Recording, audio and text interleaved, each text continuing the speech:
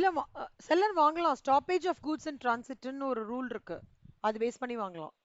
டிரான்சிட்டே stop பண்ணலாம் அவங்க.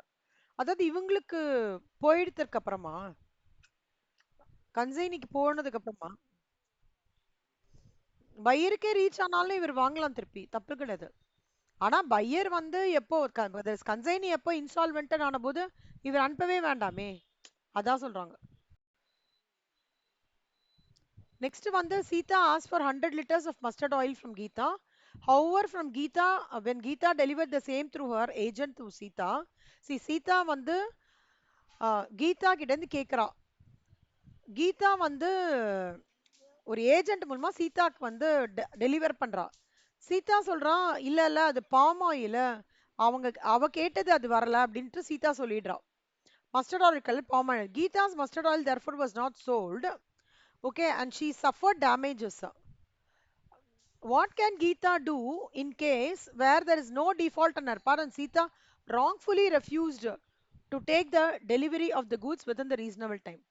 So what can Geeta do in this case when there is no default on her part and Sita wrongfully refused to take delivery of the goods within? அதாவது சீதா கீதா கேட்டிருக்கிறதுனால சீதா வந்து 100 liters of mustard oil தான் அமைச்சிருக்கா. ஆனா சீதா என்ன பண்றா, இல்ல இல்ல இது mustard oil கிடையாது பாம் ஆயில் சொல்லிட்டு இது பண்ணி விட்டுறா. அப்ப என்ன ஆயிடுறது, அவளது சேல் ஆகல.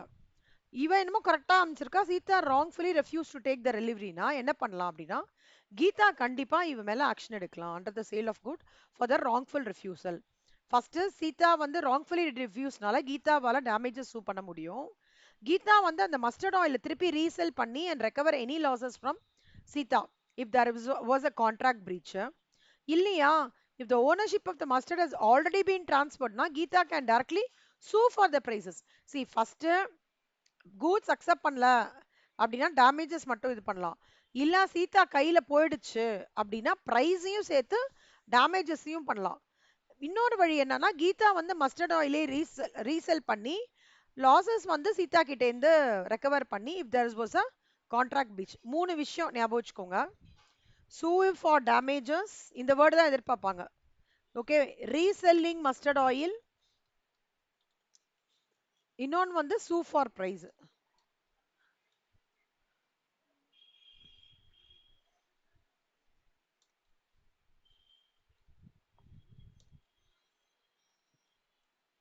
அவ்வளவுதான். ஓகேவா, இந்த பாயிண்ட் புரிஞ்சுதா? Good. So since Geeta delivered the correct goods and Sita wrongfully refused, she can she can sue for damages and she can get her full payment for the goods. இதான் கண்ணா. Okay, sale of goods act முடிச்சிட்டேன்டா. Okay,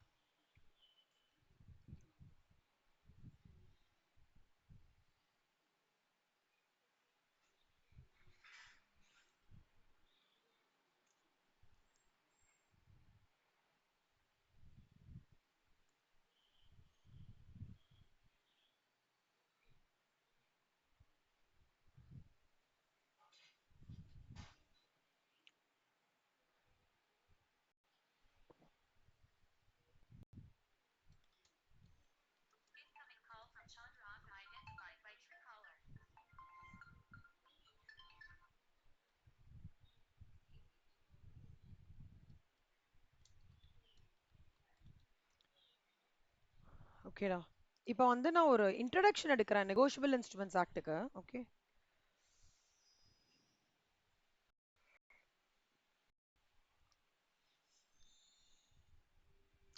negotiable இன்ஸ்ட்ருமெண்ட்னா என்ன அர்த்தம்னா, negotiable என்ன அர்த்தம்னா transfer of transfer from இந்த context of negotiable instrument act. Negotiable அப்படின்னா என்ன அர்த்தம்னா transfer of any sort money, money ஃபார்ம்ல இருக்கிற ஏதோ ஒரு விஷயம் அதை வந்து one person to another person transfer பண்றது. இன்ஸ்ட்ருமெண்ட்னா it's a document and writing, அதான் நெகோஷியபிள் இன்ஸ்ட்ருமெண்ட்னு சொல்லுவாங்க.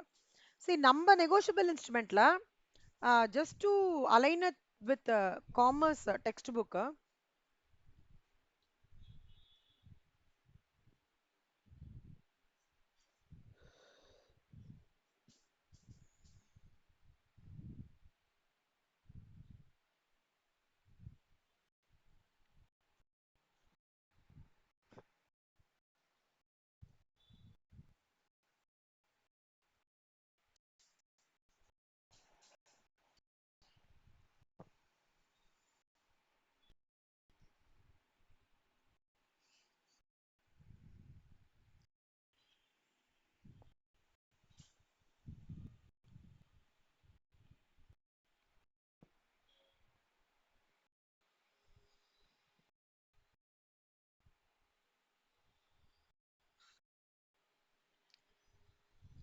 இதுல இதுல இருக்கிறது நீங்க எதெல்லாம் படிக்கணும் அப்படின்றேன்டா. ஓகே, நீங்க ரிவைஸ் பாருங்க.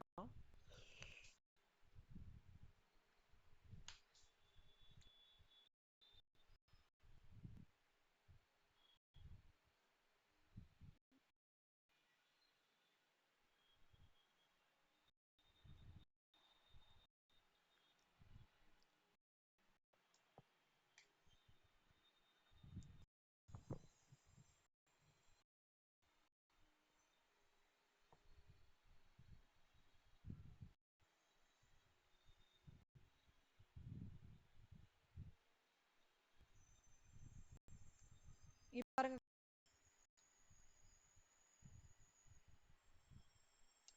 what do you mean by negotiable instrument and what are its special characters இருக்கு இல்லையா?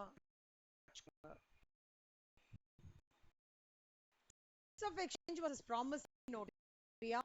Check was his promissory note. அப்புறம் வந்து bills of exchange was his check. அப்ப characteristics of இங்க பாருங்க.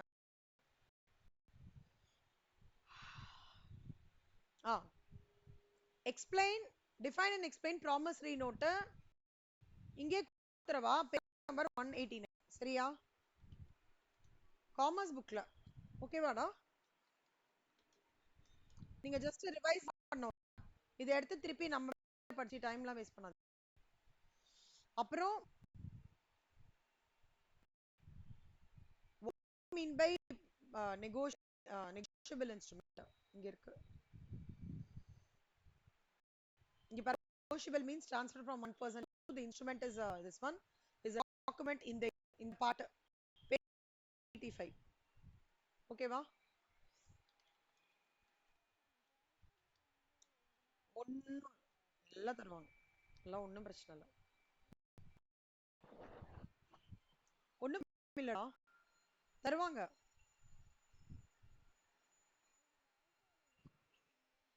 அத மாதிரிலாம் பண்ண மாட்டாங்க. நிறைய பேர் ஐசிஎம்ஏ புக்ல இருந்தே படிக்க மாட்டாங்க செல்லம் லா. இந்த negotiable instrument act, sale of goods ஆக்ட்லாம் அதுல இருந்து படிக்க மாட்டாங்க. நிறைய பேர் வந்து 12th. ம். ஆ. ஓ. ஓ, சூப்பர் செல்லம். சூப்பர் செல்லம்மா, கேட்டு பாருங்க. பட் நீங்க வந்து negotiable instrument act, sale of goods ஆக்ட்லாம் ப்ரெடாமினன்ட்டா இது கவர் பண்ணிட்டு எது லெஃப்ட் அவுட்டோ அதை மட்டும் நம்ம புக்ல இருந்து படிச்சுக்கலாம். ஓகேவா? பிரச்சனையும் கிடையாது. அப்போ அக்கார்டிங் டு செக்ஷன் இது இருக்குல்ல, இது நீங்க படிக்கணும் நெகோஷியபிள் இன்ஸ்ட்ருமெண்ட் ஆக்ட்டுக்கு. சரியா? அப்புறம் object scope, applicability of negotiable instrument act is it to ரிலேட்டிங்லாம் இருக்குல்ல, அதை நான் இந்த புக்ல இருந்து நான் சொல்லி தருவேன். Define and explain bills of அது இருக்கு. டோருக்கு பாருங்க கடமா, பேஜ் நம்பர் 187. ஏய், இதெல்லாம் ஆல்ரெடி படிச்சிருக்கீங்களா? சொல்லி கொடுக்கணுமாடா? அப்புறம் distinguish between note and bills of exchange. இது மூணு டிஸ்டிங்விஷ் பிட்வீன் படிக்கணுமா? Bills of exchange cheque. Okay, நல்லா பாத்துக்கோங்க. Bills of exchange and cheque. Cheque and promissory note.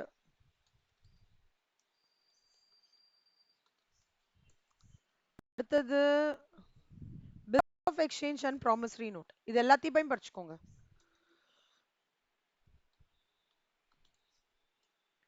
ஓகேவா? அப்ப இது 4 முடிஞ்சிடுச்சா? அப்புறம் what is bills of exchange short notes அதே ரிப்பீட் பண்ண வேண்டியதான். Who are the parties instrument?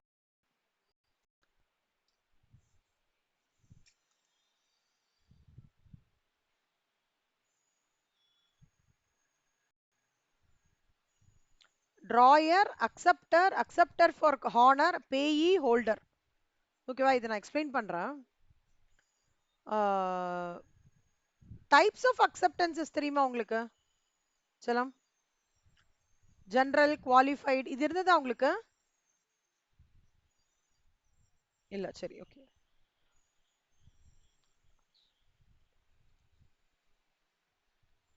Keerthana, good evening கண்ணா. கீர்த்தனா கேக்குறதா? Good evening. 2 minutes Keerthana. Okay, 2 minutes. Holder in due course இருந்ததா உங்களுக்கு? Holder in due course. Though a person taking the instrument in good faith and for the value is called as holder in due course when the instrument uh, recall பண்ணிடுறேன்.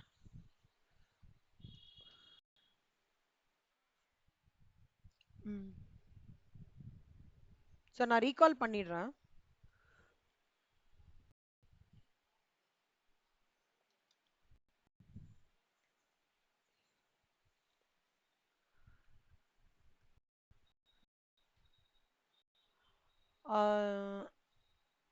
Discuss the various types of instrument inland foreign இதையும் நான் எடுக்கிறேன்.